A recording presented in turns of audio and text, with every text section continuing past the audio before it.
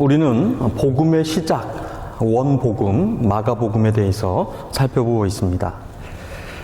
지난 시간에 살펴본, 정확히는 2주 전에 전해드린, 제가 동영상으로 보긴 했지만 오늘 본문 앞의 사건을 잠깐 말씀드리고자 합니다. 예수님께서 알페오의 아들 레위, 마태복음은 마태다 이렇게 기록을 하고 있는데, 이 세리 마태가 세관에 앉아있는 것을 보시고 나를 따르라 하시니 그 레위가, 그 마태가 모든 것을 버리고 예수님을 따랐습니다. 그리고 자신의 집에 잔치를 베풀고 예수님과 제자들, 그리고 세리와 죄인들이 함께 먹고 마셨습니다. 세리, 또 죄인들, 그들은 부정한 사람들, 더러운 그러한 사람들이었습니다. 이방인으로서 이방 신을 섬기고 또한 이방의 것들을 이렇게 접촉했던 그러한 사람들이었기에 부정하다, 더럽다 이렇게 일컬음 받았습니다. 예수님께서 이들과 함께 먹고 마시는 것을 욕하는 이들이 있었으니 바로 바리새인과 서기관들이었습니다. 그들은 어느 누구보다도 성경과 율법을 잘 알고 있는 그러한 사람들입니다. 이들에게 예수님께서는 건강한 자에게는 의사가 쓸데없고 병든 자에게라야 쓸데있느니라. 나는 의인을 부르러 온 것이 아니요 죄인을 부르러 왔다. 이렇게 말씀을 하셨습니다. 우리의 병을, 우리의 죄를 고치시고 구원하러 오신 참 의사이신 예수님을 그들은 알아보지 못하고 어리석게 고집을 부리면서 믿지 않는 그러한 그들을 예수님께서는 꾸짖으셨던 것입니다. 죄인을 구원하러 오신 예수 그리스도, 그 예수님께 사람들이 왔습니다. 사람들이 예수께 와서 말하되 요한의 제자들과 바리새인의 제자들은 금식하는데 어찌하여 당신의 제자들은 금식하지 아니하나이까. 오늘 본문의 말씀인데 이 말씀을 마태복음에서는 이렇게 기록을 하였습니다. 그때에 요한의 제자들이 예수께 나와 이르되 우리와 바리새인들은 금식하는데 어찌하여 당신의 제자들은 금식하지 아니하나이까. 이게 무슨 말입니까? 나는 하는데 너는 왜 안 하느냐는 것입니다. 우리는 세상의 기준이 되려는, 세상의 중심이 되려고 하는 그러한 본성을 가지고 있습니다. 나만 잘하면 되는데 나만 잘한다고 생각을 하는 것입니다. 내로남불이라고 하는 말도 여기서 시작되었습니다. 내가 하는 것은 잘하고 선한 것이지만 남이 하는 것은 잘못되고 악한 것이다. 신앙생활도 그렇게 생각을 하는 것 같습니다. 내가 하는 신앙생활은 바른 것이고 다른 사람이 하는 신앙생활은 틀린 것입니다. 새벽 기도회를 왜 못하느냐는 것입니다. 금식을 왜 못하느냐는 것입니다. 누가 이렇게 말한다고요? 목사가요. 목사가. 제가 제 아내에게 하는 말입니다. 사모가 새벽 기도를 해야지 새벽 기도회가 무엇이 힘들어? 저는 제 아내를 통해서 새벽 기도가 힘든 사람도 있다는 것을 알게 되었습니다. 저는 아침형 인간이고 제 아내는 저녁형 인간입니다. 저는 또 목사로 그렇게 계속 훈련을 받아왔습니다. 제 아내는 노래하는 사람이라서 주로 오후에 활동을 해왔습니다. 그래서 제 아내는 주로 밤에 자기 전에 기도의 시간을 갖고 있습니다. 그런데 지금은 새벽 기도회를 시작으로 아침부터 밤까지 학교에서 가르치고 개인 레슨으로 종일 일을 합니다. 집에 와서도 집안일을 하고 내일 해야 할 일들을 준비합니다. 그리고 늦게 잠이 듭니다. 그런데 사모이기 때문에 새벽 기도회를 빠질 수도 없고 전화 연결이 잘 되었는지 모니터링도 해야 돼서 하루라도 농땡이를 칠 수가 없습니다. 또 저는 금식을 아주 많이 했고 잘합니다. 신학생 때부터 훈련이 되었기 때문에 금식을 잘합니다. 한 번은 금식하는 중에 제가 남성 중창 선교단 활동을 했는데 하나님의 찬양으로 정신이 아픈 분들을 치료하자, 그런 선교적인 생각을 가지고 그 남성 중창 선교단이 정신병동에 가서 예배드리고 찬양을 하는 그런 활동을 했었습니다. 그런데 그 활동이 있는 날 그 주간에 제가 금식하는 뜻을 정하고 금식하는 기간이었습니다. 그런데 하필 그때 활동을 갔는데 그 수 간호사님께서 너무 수고가 많다며 갈비를 사주셨습니다. 근데 금식하는 중이라서 먹지는 못하고 제가 열심히 갈비를 구웠습니다. 네, 이렇게 훈련을 잘 받았습니다. 신학생 때부터 훈련이 되었기 때문에 잘하고 익숙합니다. 저는 제 아내를 통해서 배고픈 여자가 얼마나 무서운지를 알게 되었습니다. 연애할 때 밥을 안 먹이고 돌아다녔다가 헤어질 뻔했습니다. 그래서 제 아들에게 얘기합니다. 배고픈 여자와 노는 것보다는 배부른 사자와 노는 것이 더 좋다. 새벽 기도회가 무엇이 힘들대? 금식이 뭐가 힘들대? 나는 하는데 너는 왜 못하느냐는 것입니다. 나는 하는데 너는 왜 안 하느냐는 것입니다. 나처럼 해라. 내가 하는 대로 해라. 그것이 옳은 것이다. 예수께서 그들에게 이르시되 혼인집 손님들이 신랑과 함께 있을 때에 금식할 수 있느냐?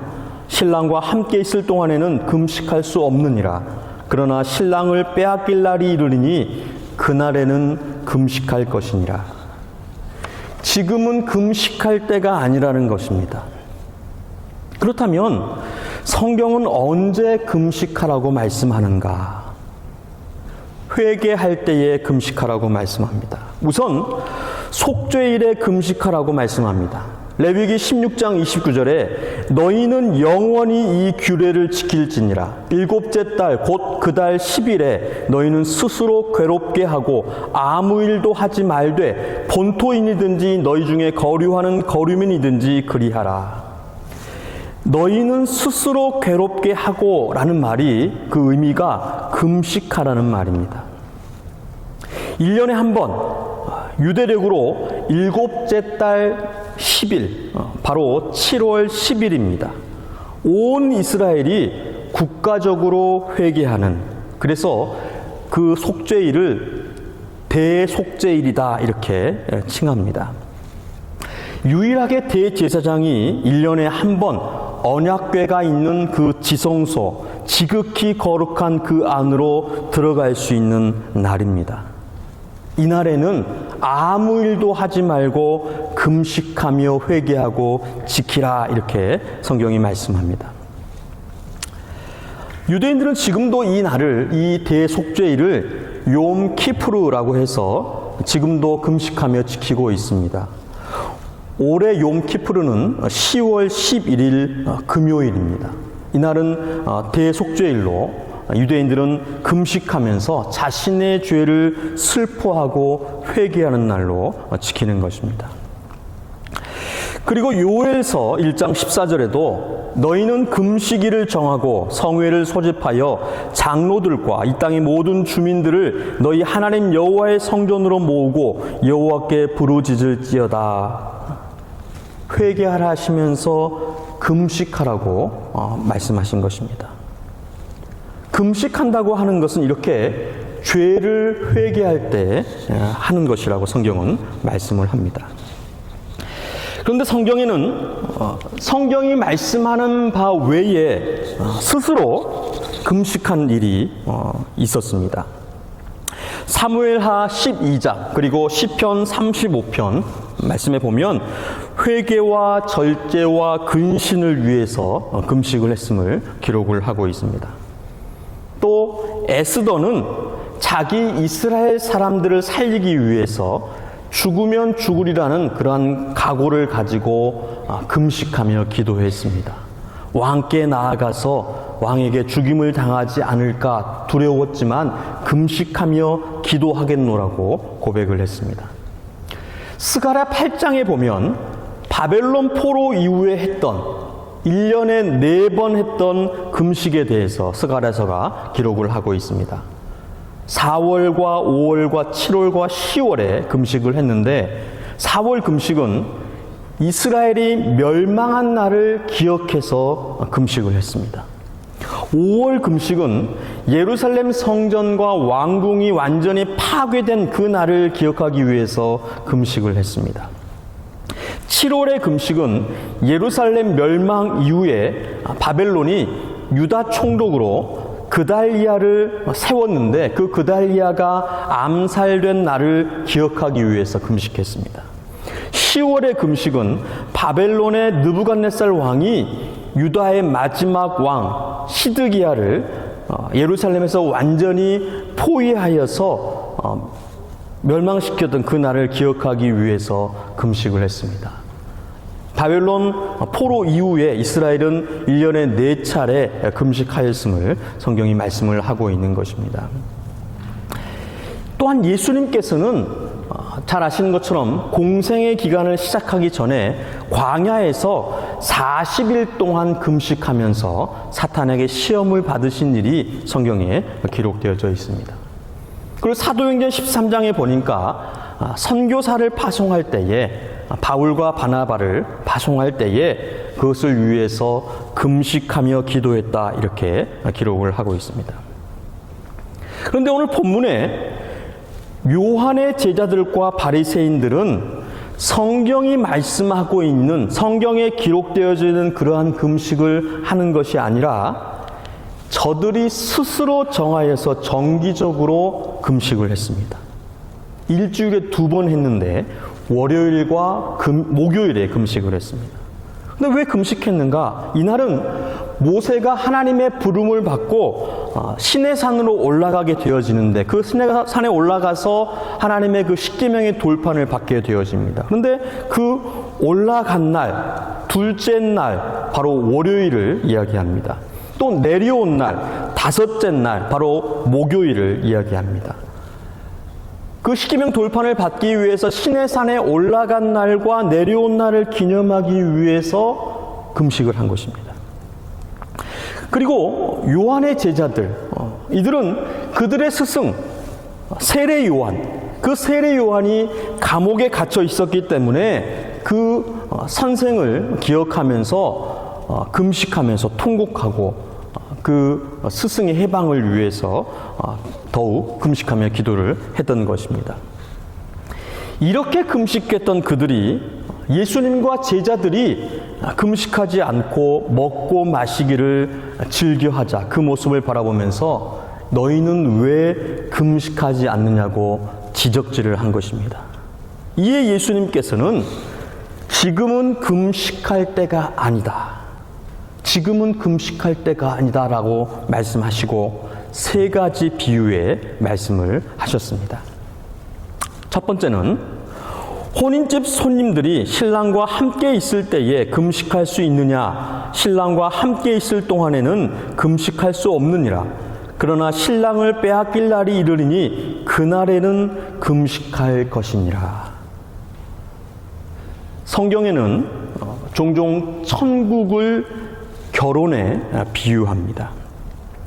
예수님과 성도의 그 관계를 신랑과 신부로 비유를 합니다. 당시에, 지금도 그렇지만 당시에 그 결혼은 그 인생 가운데, 삶 가운데서 가장 기쁜 날이 결혼하는 날이었습니다. 결혼 파티가 일주일 동안 있었고, 이때에는 율법이 정하는 그 금식, 대속죄일 중에 결혼식이 있다면 그 율법이 정하는 그 금식도 하지 않아도 되는 그렇게 기쁘고 즐거운 날이었습니다. 신랑 되신 예수님께서 천국 복음을 전하시며 이 땅에 천국을 이루시고 계시는데 금식하면서 절제하고 슬퍼할 때가 아니라 기뻐하고 즐거워할 때이다라는 것을 예수님께서 말씀을 하신 것입니다. 그리고 곧 신랑을 빼앗길 날 예수님께서 십자가에 못 박혀 죽으시고 부활 승천하셔서 다시는 대면할 수 없는 그때가 올 것인데 그때에 금식하며 절제하고 슬퍼하라는 말씀을 예수님께서 하신 것입니다. 금식하지 말라고 말씀하시는 것이 아니라 지금은 금식할 때가 아님을 예수님께서 말씀하셨습니다. 이 말의 뜻은 금식하는 이들, 요한의 제자들, 또한 바리새인과 서기관들, 그들이 예수님이 누구이신 줄을 바로 알지 못했음을 예수님께서 말씀하신 겁니다. 천국 복음을 전하러 오신, 이 땅의 죄와 사망의 고통으로부터 구원하시기 위해서 오신 그 천국을 이루고 계시는, 결혼 파티, 그 천국의 기쁨을 주고 계시는 신랑 되신 예수 그리스도를 알지 못하는 그들을 향하여서 그 예수 그리스도를 믿으라 하시는 예수님의 말씀인 겁니다. 예수님은 우리의 구원이시며 기쁨이 되십니다. 예수님을 믿으면 구원이 있고 기쁨이 있습니다. 천국을 경험하게 됩니다. 바로 그 현장이 지금 이곳인 것입니다.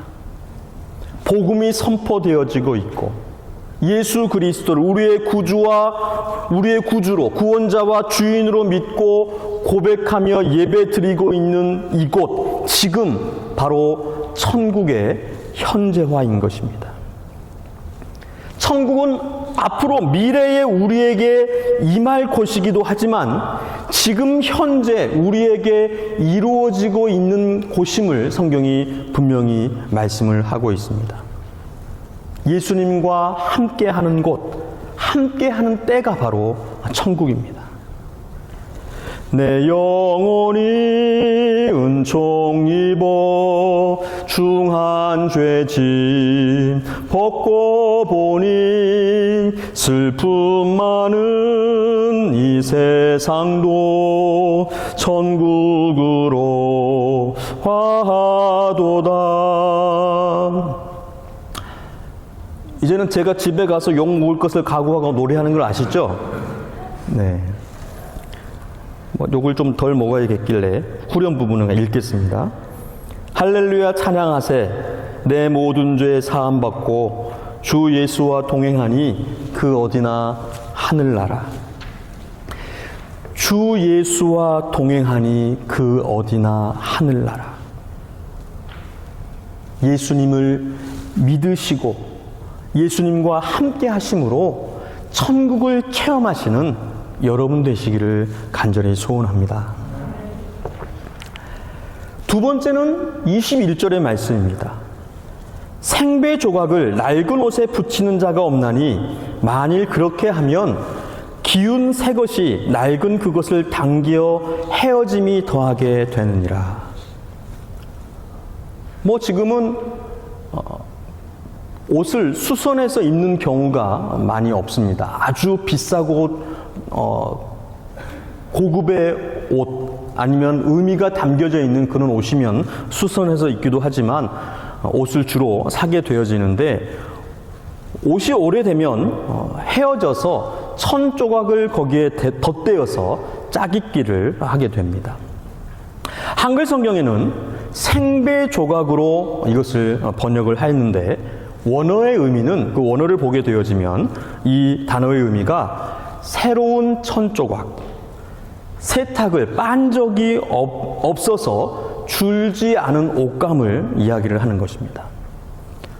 헌 옷에 새로운 천 조각을 되어서 짝입기를 하면 옷을 빨았을 때에 그 새로운 천 조각이 줄어들게 되어져서 그 주변에 헌 옷자락을 당기게 되어지는데 그렇게 되면 옷을 다 망치게 되어진다, 이것을 말씀을 하신 겁니다. 율법이 정하고 율법을 대표하는 그 금식이라고 하는 행위가 헌 옷인데 생배 조각, 새로운 천 조각, 바로 예수 그리스도, 복음을 거기에 덧댈 수 없음을 예수님께서 말씀하신 것입니다. 새 시대의 새 질서, 예수 그리스도, 그 복음으로 새롭게 되라 하시는 복음을 전하시는 예수 그리스도의 가르침입니다.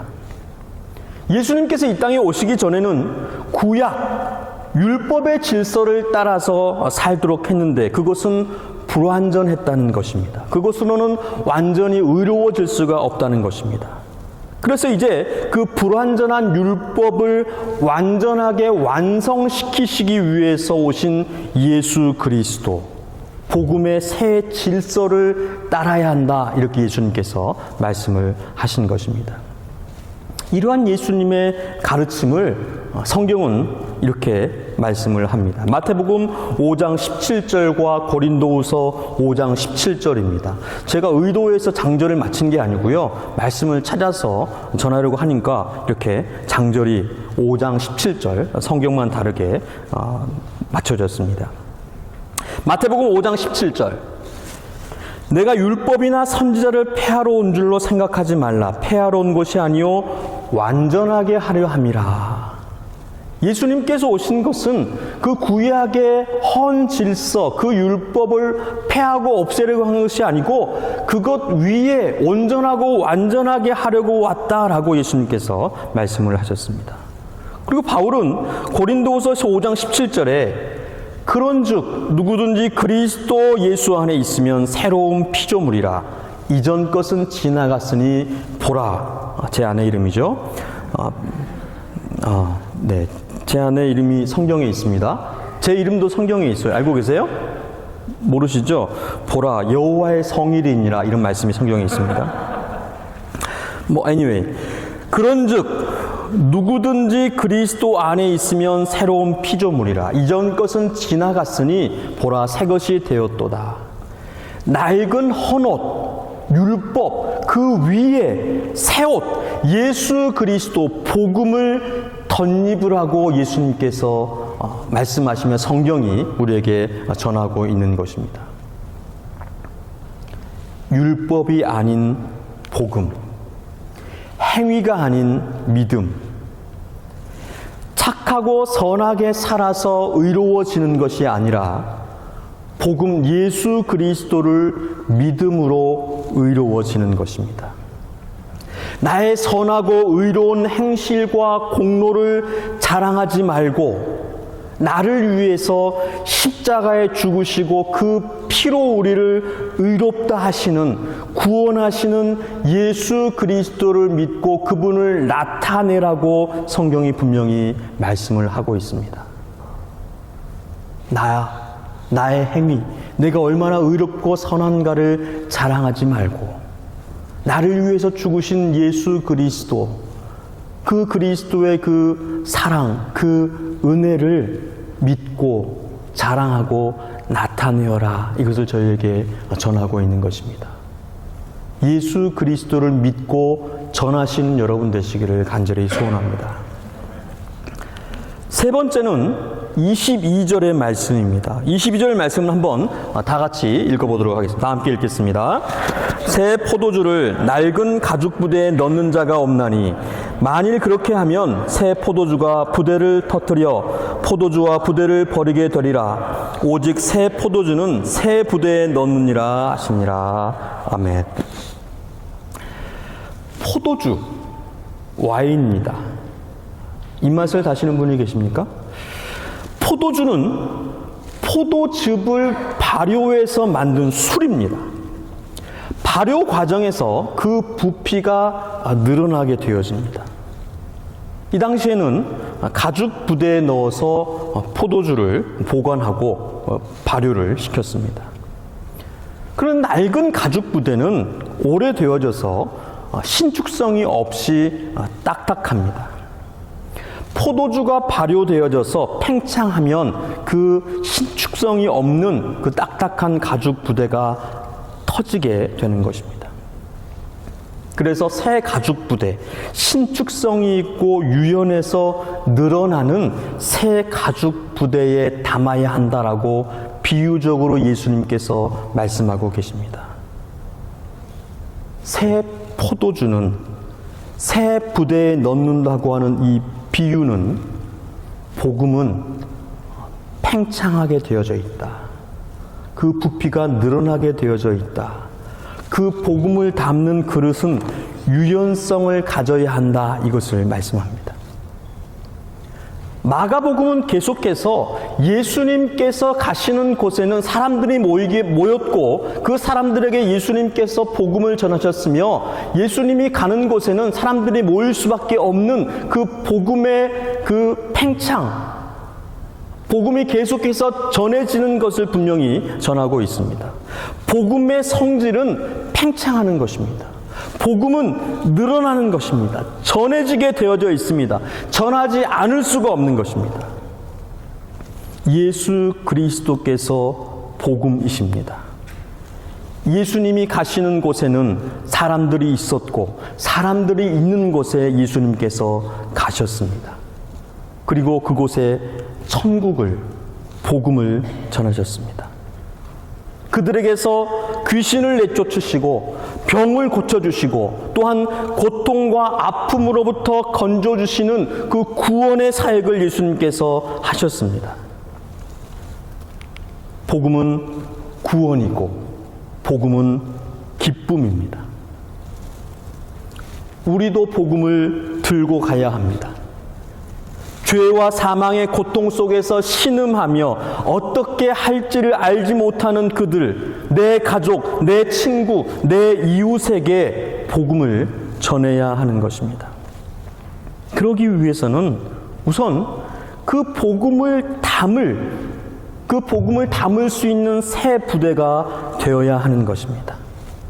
새 포도주, 복음, 예수 그리스도를 담는 새 가죽 부대가 되어야 하는 것입니다. 그런데 이 새 가죽 부대는 어떤 성질을 가지고 있습니까? 딱딱하지 않습니다. 신축성이 있습니다. 유연성이 있습니다. 이 새 가죽 부대의 이러한 성질, 이 성품을 또한 우리는 예수 그리스도 안에서 발견할 수 있습니다.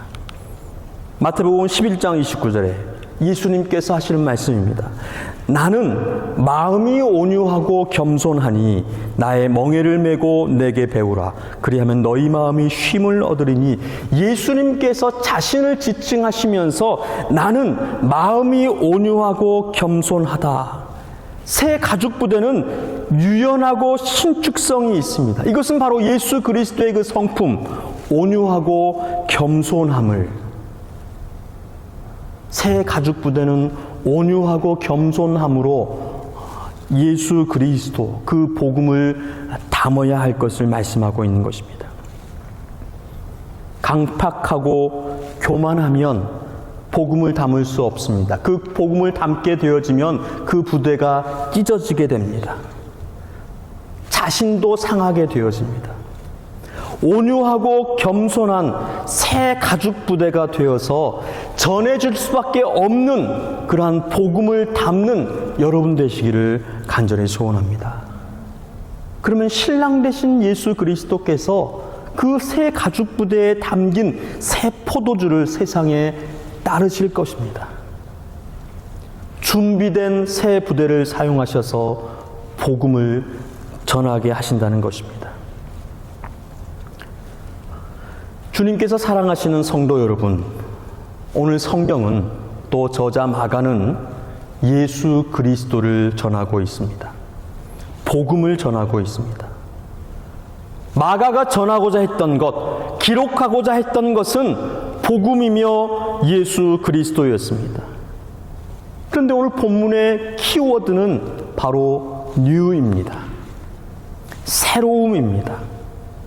새 신랑, 새 천조각, 새 포도주, 새 가죽 부대, new, 새로움이 키워드입니다. 하나님께서 예수 그리스도를 통해서 새 은혜를 주시려고 계획하시고 뜻하셨습니다. 새 은혜, 복음, 예수 그리스도를 이 땅에 보내시고 그 은혜를 베푸셨습니다. 그 새 은혜를 받을 새 그릇, 새 마음이 필요합니다. 그 은혜를 받을 그릇, 그 은혜를 받을 마음을 믿음으로 준비하면 새 은혜가 차고 넘칠 줄로 믿습니다. 우리 더 뉴처치, 더 새로운 교회는 주님께서 준비하신 그릇이라고 저는 믿습니다. 온유하고 겸손히 새 가죽 부대, 새 그릇, 새 마음을 가지고 하나님이 베푸시는 새로운 은혜를 충만히 받으시고 누리시고 전하시는 여러분 되시기를 주님의 이름으로 축원드립니다.